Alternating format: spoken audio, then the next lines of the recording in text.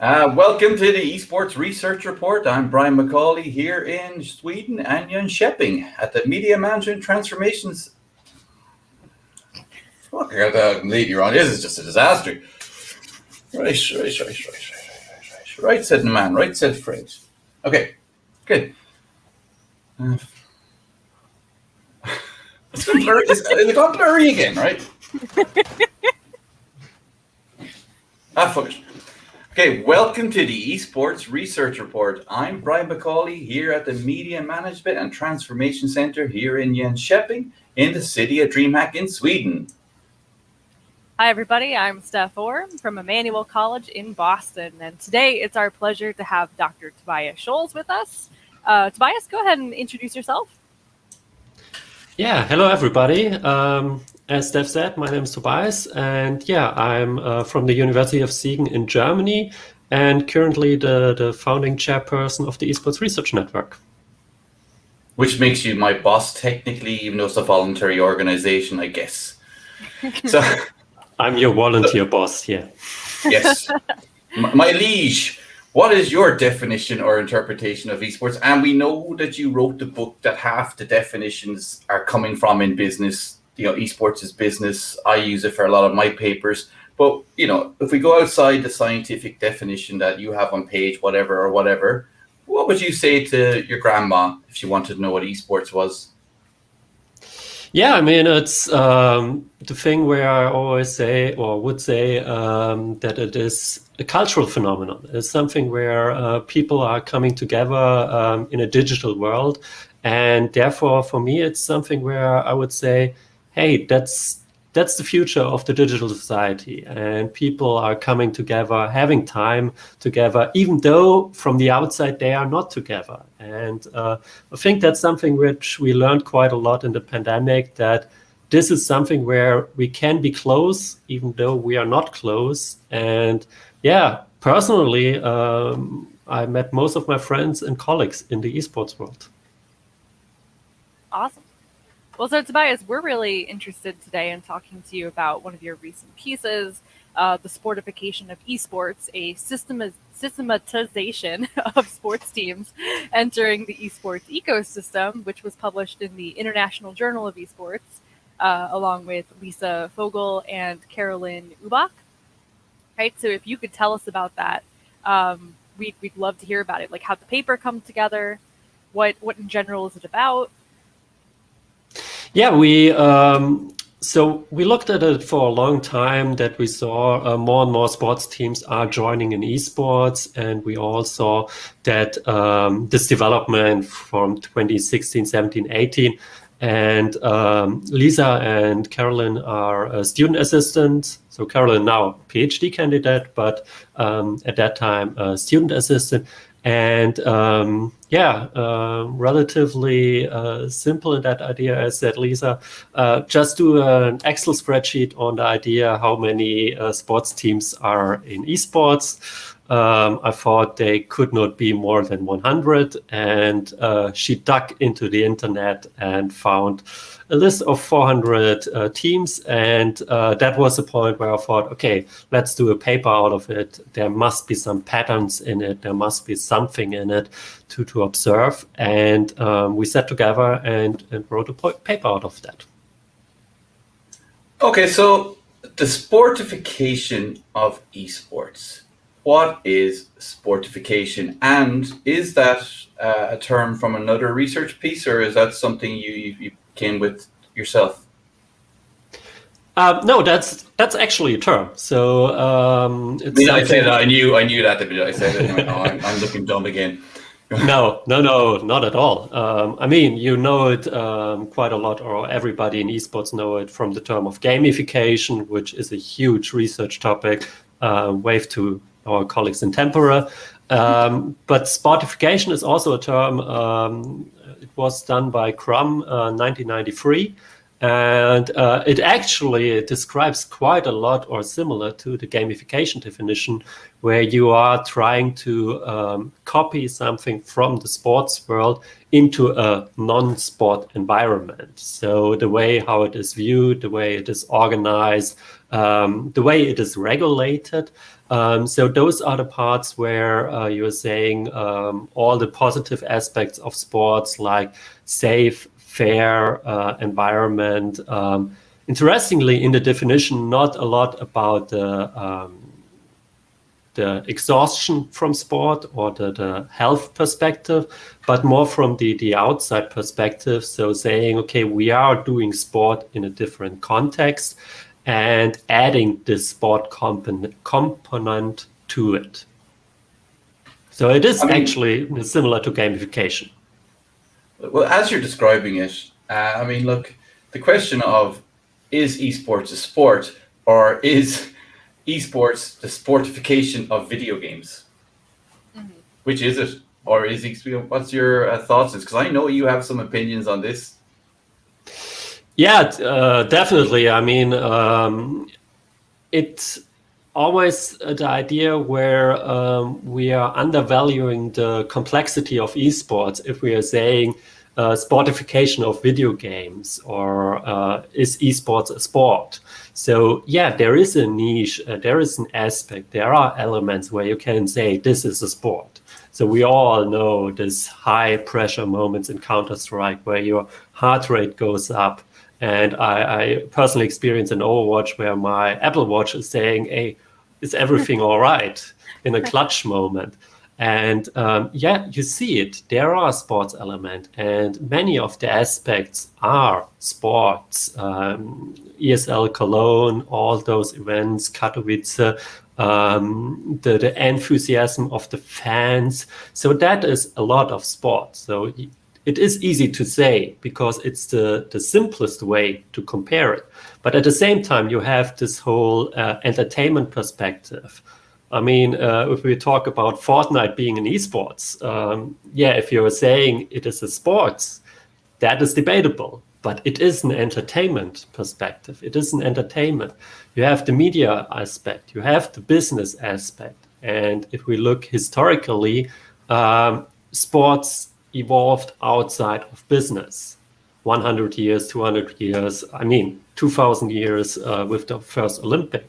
That makes it difficult to compare it. So esports is esports because it is a digital world and it is a modern world. And I would always struggle with the idea to say esports is a sport because it's only showing one facet of this hugely complex phenomenon. Yeah, I mean, look, you know, I read the paper again today, and I was looking at, you know, you've got Set Jenny, and you've got all these different papers that we all kind of use the whole time when that question comes up when we're doing research, and anyone doing a thesis on esport has to almost go through this process. And which definition do you use? So, like, what your paper had in there was 7 strategic approaches that is taken by sports teams to get into esports, and we're just kind of going to put them to you and let you explain them, because you know, you write a paper and you make a list of 7 anything, you never remember it off the top of your head. I don't.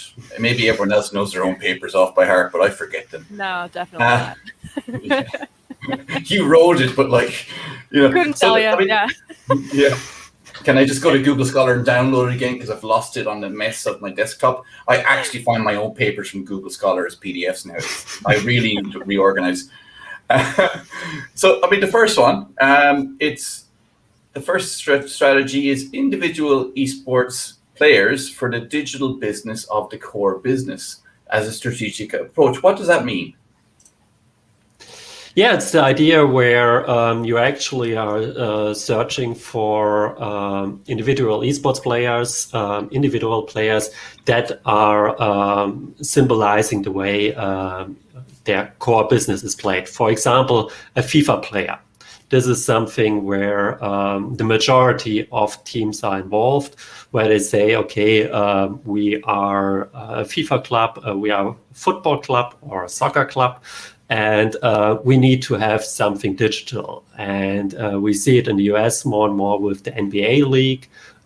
So where some players saying, okay, we represent, FC Bayern Munich, for example, and they have the jersey on it and everything. And that is actually the easiest way to join that. And from a strategic perspective, actually not a big investment, as there are nowadays dedicated agencies who are doing that. So some players are not, they don't have the job with the club, they have the job with an agency and just represent the team. There's a recent article in The Guardian about Mbappe, the French player. This is football now, Steph. I know who he is. Yeah. You see, she knows who Mbappe is, right? Like he's only 22, right? And they said that Mbappe represents the new generation of fans who don't support the team, but support a player because he is brilliant. He's probably going to handball against Ireland at some stage, like my hero Thierry Henry. But anyway, is Mbappe as a kind of individual that transcends clubs, is that sort of maybe something that's come from esports or being learned from esports?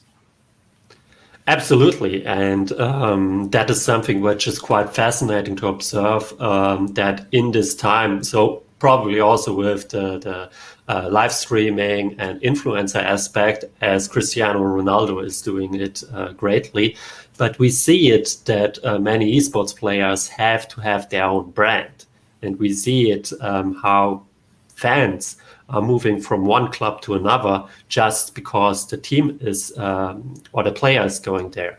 If we look at players like Reckless, for example, which is the idea, he moved from Fnatic to G2 Esports, and they actually have a rivalry, but still fans moved from Fnatic to G2 because of Reckless. And I believe that, if I remember correctly, Ronaldo did a majority of his transfer fee through the jerseys he sold, or his name. Like Beckham as well. Beckham was paid back Real Madrid in jersey sales over a few years. Yeah, really. And that's the part where we see this evolving more and more. And especially nowadays, we also see that more and more traditional sports players are moving to Twitch to connect with their fans. That is something which is interesting, because in the 90s, 2000s, those stars were so far away. And now you could be connected to Mbappe, theoretically, or you get the feeling. Yeah. No, I think that's super interesting. It does get a little complicated here, because we have really, in the United States, really strict contracts about media rights, right? And like where certain players and leagues can actually participate. So sometimes there's like weirdness around that. Like I know there was 2019, I think it was, Twitch got a temporary license to like stream some NFL games, I think it was, or NBA games. And that it takes a lot to be able to bring those things to that platform, because usually those TV rights are like heavily negotiated. But I think that's super interesting. Kind of moving us along through your principles, your second one is esports teams for a variety of games. So what do you kind of mean by that? So normally, or the majority of teams are focusing on their core game. So if you're a football club, you're going to FIFA. If you're a basketball club, you're going to NBA. So, but we see more and more teams that are moving in the direction of we need to diversify our platforms and the idea what games we are following. So FC Barcelona has a Rocket League team, which is something where interesting choice, but where we see, okay, we are going to other games, Schalke with League of Legends, and that's the strategic part where we think, okay, we have an audience, and how do we want to reach them? And that may be with FIFA, but that is something which is not that popular as so many teams are believing that. I think the same is for NBA or take NHL, the game NHL. It is for core audience quite important and quite relevant, but this core audience is probably also a fan of the Colorado Avalanche. So you don't reach another audience. So we see teams that are spreading out and think, okay, what games are maybe interesting that is targeting an audience that we can reach, which is maybe not cannibalizing our core audience. So the majority is, or at least that's the idea, that they are reaching other audiences. I mean, so hockey, Mortal Kombat, because they still allow fighting. You know? Anyway, so the third one is esports teams for a variety of games in a different country, which seems like maybe you're being lazy and just adding 4 words to the strategic approach. But what does that mean? Yeah, you can say lazy, but that's something where I still thought, or we thought, that is quite interesting. That was, if I remember correctly, it was Lyon that said, we want to go into esports, but we want to go into esports in China. And that was a couple of years ago, so relatively later than Paris Saint-Germain. So Lyon, the French football club, for anyone who doesn't know. Lyon or Marseille, definitely a French club. That said, okay, we want to diversify our brand, and we will not compete against the big ones in football. We will not have a chance to say, hey, we are just a little French club, although they are big. But compared to the whole England ones, there is no way that they can have something to see. Or like Barcelona. Yeah. You know. Mm-hmm. And FC Bayern Munich has a huge China strategy for nearly a decade. And therefore they said, okay, we are going to China, but we are using a variety of games. And suddenly they were quite popular. The project failed over the long time, but I believe Paris Saint-Germain got the idea from them. One of the things I'm thinking about is thinking about research on people's motivations for playing like different genres of games, right? And sports games are always one that rank pretty low, especially when you break it down by gender, right? So like every study I've ever seen that asks like women about what genres they play, sports and racing are always like 2% of who they survey. And I'm thinking about this from that perspective of, you know, of that speaking to the importance maybe of some of these sports teams branching out into different types of games, you know, so not just sports games, because those just may not appeal to certain audiences, right? Like I enjoy watching sports. I don't enjoy playing sports games myself, right? But if one of my favorite teams forms a partnership, right, or endorses and gets involved with some of these other genres that I am really into, you know, MOBAs or an FPS game or something, there's like this whole new potential there that I think is really cool, right? So I think it's not just about like not cannibalizing your existing traditional sports audience, but also trying to carve out maybe new fans, right? That like you couldn't normally reach, who wouldn't be into like traditional sports games. Yeah, that's the general idea. They should look like that on it, but it's still something where the belief is that it is maybe a cannibalization effect, and that your hardcore fans will not like you anymore because you are doing League of Legends. It is there are not valid data on that the people are going away. And even more, we are seeing that the young audience is looking at that. And still, the craziest story, and I probably tell that all the time, is when Manchester City and Manchester United put some PlayStations in the arena and gave some free tickets to kids, and they played the whole time FIFA. Instead of watching the game. It's something, it is mind-blowing. Would be comparable to going to the Super Bowl just to play Madden. Yeah. I thought people went to the Super Bowl for the ads and the beer. Super Bowl is, why do you watch the Super Bowl? It's something like 30 to 40% people go, just to join with my friends and watch the commercials. Yeah, but you are not seeing the commercials in the arena. So you are in the arena to watch what's happening there, and you would not go to the Super Bowl just to play Madden. Yeah.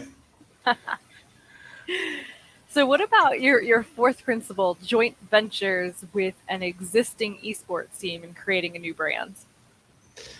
That's something we observed quite a lot with teams that say, okay, we want to do something in esports, but we, to say bluntly, are scared and believe, okay, when we are joint venturing with somebody else, that can lower the risk of failure.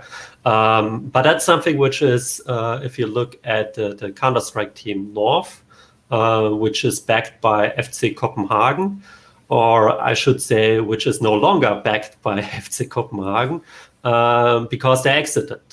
And that's something where it probably for the team, not the best choice, as there are several people who are trying to follow there. But at the same time, we see it with Paris Saint-Germain collaborating with the Hong Kong team Talon in League of Legends, and and a Dota 2, definitely. I'm not remembering the team. LCD Gaming. And that is actually the point I would also say. Suddenly, everybody's talking only about PSG, no longer about LCD. I forgot it, actually. So you're a case in point then, that the bigger brand consumes the esport brand. Yeah. I mean, there's the fifth one is temporarily withdrawing from esports. What's that? How do you explain that? That's something again. PSG is such a fascinating case. We created that for them actually, but we will see it at quite a lot nowadays, where they say, okay, we are exiting because it's too expensive, because there are several reasons. PSG left the European League of Legends scene when League of Legends went to franchising, where you had to just put 7 million euros on the table just to be on the table in that way. And that's something where they said, which is ironically, PSG has a lot of money. That's Neymar's weekly salary. Yeah. But it was interesting. It is probably the case. It must be like 2 months salary. At least, that's okay. So they're, how do you know they're temporarily withdrawn? Because did they say they're going to come back, or is there a long? In the case of PSG, they actually said we want to stay and we are re-evaluating it, and they actually did it. So they have those collaborations. They have a FIFA team, and I think they or said AS Monaco, but I think they at least thought about Rocket League and a fighting game. So they have a quite interesting strategy, but we see it also nowadays with the pandemic, where more and more sports clubs are saying, as like FC Copenhagen or VfB Stuttgart in Germany, who actually said we are closing our esports department due to the pandemic, which is quite interesting. Stuttgart. It's a flip on everything else, isn't it? It's kind of, that we've seen more sports teams enter esports during COVID, and at times some of them are leaving. I get too confused by this whole thing. But it's the thing where Stuttgart and the discussion about Schalke is not because the team are not good. I mean, it is because the sports department are terrible with money. So they are cutting the esports department because it seems to not hurt. And that's something where the strategy is not integrated. So there is the esports department and there's the sports department, and there is no synergy in it. And so it's quite easy to say, okay, we don't need it. And in the case of Schalke, they have like 100 million. They owe a lot of money, many people, and it is the slot is probably worth 20, 25, 30 million euros. So it is understandable somewhat. So we're not going to be buying an esports team anytime soon, Steph, so you can shelve that plan we were discussing beforehand. Yeah, I'm out. All right. Maybe instead we'll create a dedicated league, Brian, which is principle number 6. Tobias, why don't you tell us about that? I mean, if you're a first mover, it's quite easy. If you have a game and you want to do it, but in that case, it's something where that's something we saw in Japan, where the Japanese football league and the Japanese baseball league said, "Okay, let's create a league." And suddenly you have 60 teams because you just say you have to do it because we are the league, we are the association, you have to do it. We help you, but at the end, FC Tokyo or whatever they are called, suddenly have an esports team. Is this good? I mean, is this a good thing? I mean, what it's like, or is it just suddenly a whole bunch of amateurs playing in this league, getting their asses whooped by the few professional ones, or do you think it's actually could be a feasible way of doing something like this, or is it kind of totalitarian Trump gets his way sort of thing? Authoritarian government sports body. No, I don't think that's a good way because it's as you say, it's Trumpian, top down. That's the way. And esports is bottom up resource allocation, which is one of the key things in a lot of your papers and books. That's one of the key aspects that you identify. That bottom up resource allocation that leads to sort of one of the characteristics of ultra dexterity as esports as a media ecosystem. I mean, the last one here with the strategies is buying a franchise team, and that's a sports team buying an existing esports team. So that would be like Barcelona buying ninjas in pajamas. I know I'm gone cross country there, but top of my head. Yeah, that's the case. We saw it quite a lot in Overwatch, where there was this. I would call it buying frenzy. You need to have an Overwatch team if you are a franchise owner in the NFL, NBA, or whatever. It was quite fascinating to observe where Golden State Warriors had a team, New England Patriots. Suddenly everybody had a team, even though. So bluntly said, Blizzard has a super sales team. They convinced them to put 30 million, 40 million into a non-existing project at that time. And we also see it in League of Legends. And it's something which is triggering this franchise concept. So we see it quite a lot in the US, where, if that works, I will be another billionaire.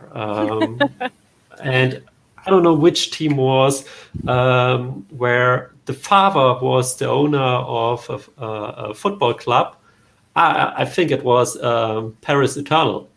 And the son was also owning a football club in France and now has this franchise team. So the super rich having a fun day in Overwatch.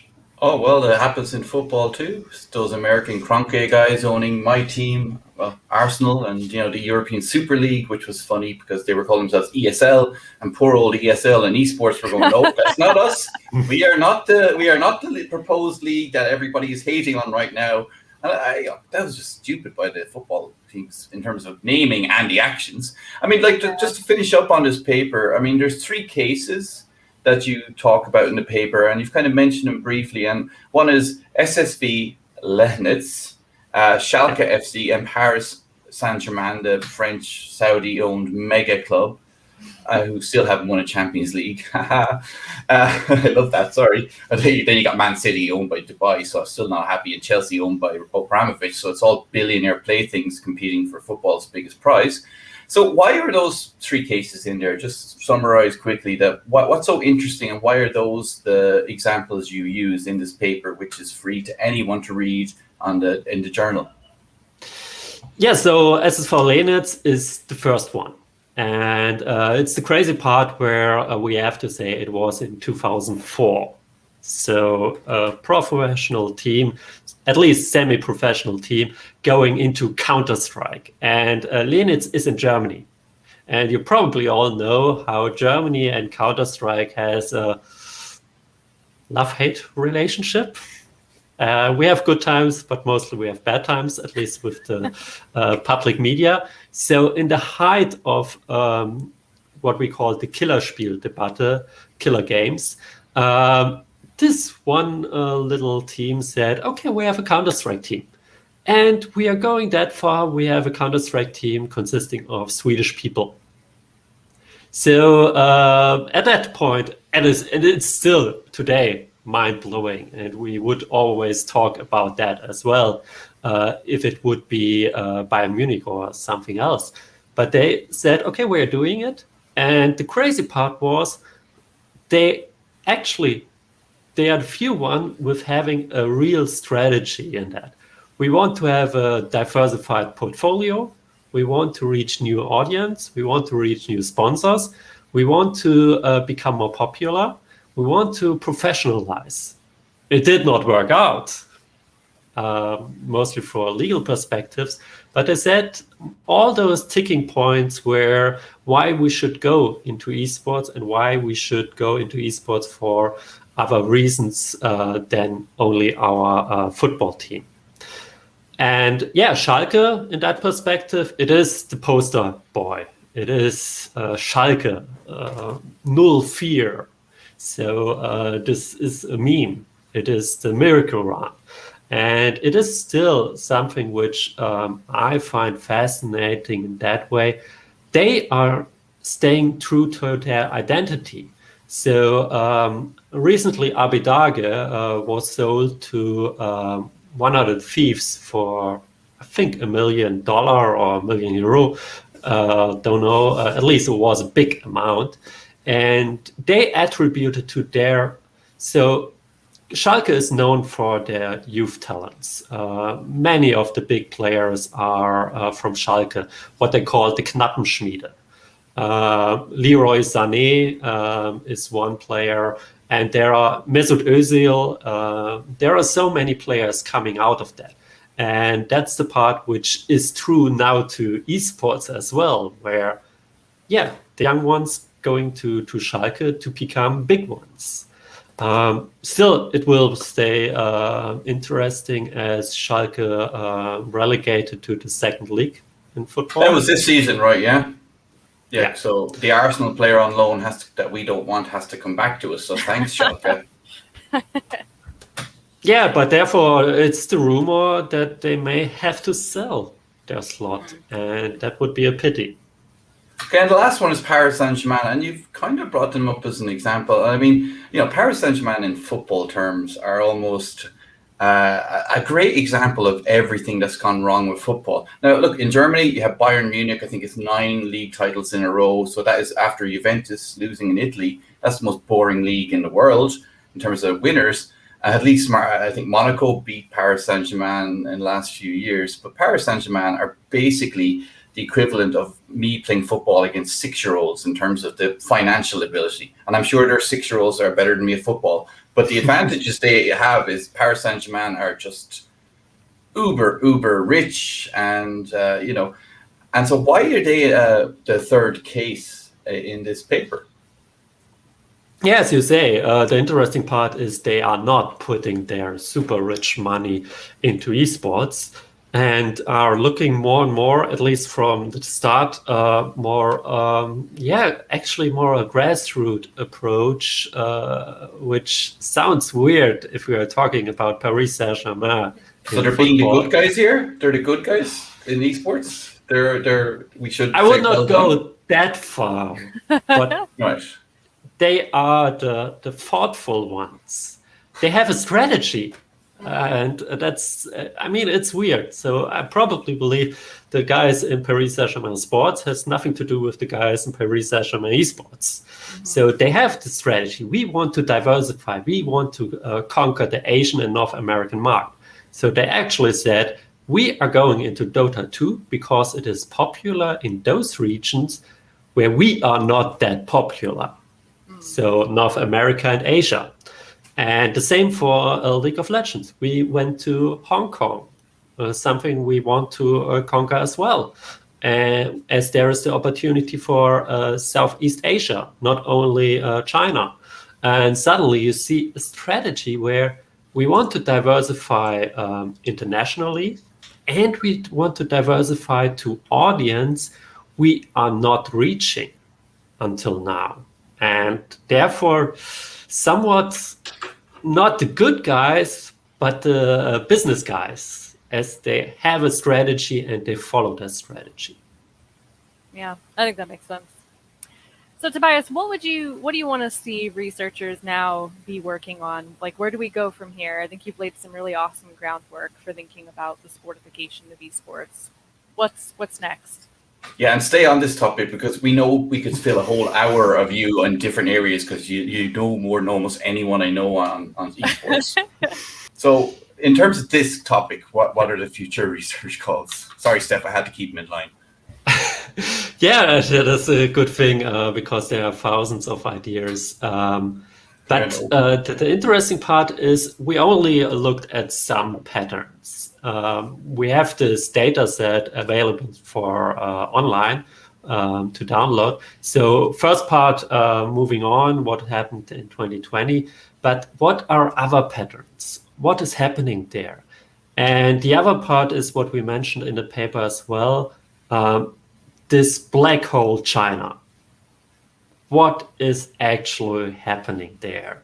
We know there is happening a lot of there, but it was difficult to find sports clubs joining esports, even though probably there are cases. So dig deeper in those topics and maybe dig deeper in the cases. So for sure, something where you can say it is European focus in the cases we are presenting with Linz, Schalke, and Saint-Germain. The whole topic of the US in the franchise leagues, where suddenly, what was that? Golden State Warriors owned Golden Guardians, and Stephen Curry owns parts of Team Liquid, which is, from a legal perspective, what the hell Very is wild. happening there? And just to analyze what is happening there, as there is a frenzy where we see nowadays more and more of those sports players investing in esports. So suddenly we have sports players and sports teams investing in it. And are there differences? Is the sports person different, the sports player, in thinking about esports, or is the sports club having a different strategy? Just had to let the cat out. Not letting the cat out of the bag, just being the servant to my cat as usual. This time it was Cassie, last week it was Johnny. Okay, Tobias, thank you very much for this. I know you have something else to rush off to. Anyone who's listening to this, there are more details about Tobias, our dear leader at Esport Research Network, the actual founder, the actual guy who came up with the idea. We only pretend to take credit for it. So thank you very much, Tobias, and his paper is available free on the International Journal of Esports, and the link will be below this video or below this Spotify or wherever you're listening or talking to this. Thank you very much. Thank you for having the opportunity to talk about it. Thank you.